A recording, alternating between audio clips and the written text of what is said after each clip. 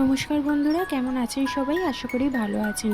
সোহিনীস লাইফস্টাইলে আরও একবার আপনাদের স্বাগতম।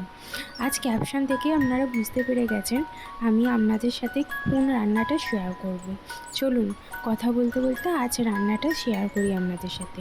আজ মঙ্গলবার, যেহেতু আমাদের বাড়িতে পুজো ছিল, উপোস নিরামিষ খেতে হবে আমাকে আর মাকে, মা বলতে শাশুড়ি মাকে। তাই ভাবলাম প্রত্যেকবার উপোসের দিনই তো লুচি পরোটা এইসব খাওয়া হয়, তেলের জিনিস আমাদের স্বাস্থ্যের পক্ষেও ভালো নয়। তাই আজ ডালিয়া খিচুড়ি বানাবো ভাবলাম। তাই আমি তেল কম দিয়েই করেছি। কেমন হয়েছে রান্নাটা আপনাদের সাথে আমি শেয়ার করব। যেহেতু আমার ক্যামেরা স্ট্যান্ড নেই, তাই প্রত্যেকটা ভিডিও ক্লিপ আপনাদের সাথে শেয়ার করতে পারি না।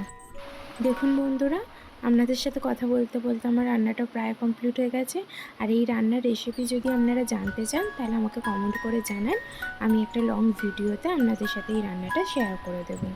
আর রান্না করতে করতে আমার অনেকটা বেলা হয়ে গিয়েছিলো, তাই রান্নাঘর পরিষ্কার করে স্নান সেরে পুজো করে আর খেয়ে দিয়ে শুয়ে পড়েছিলাম, তাই কোনো ভিডিও ক্লিপ নেওয়া হয়নি।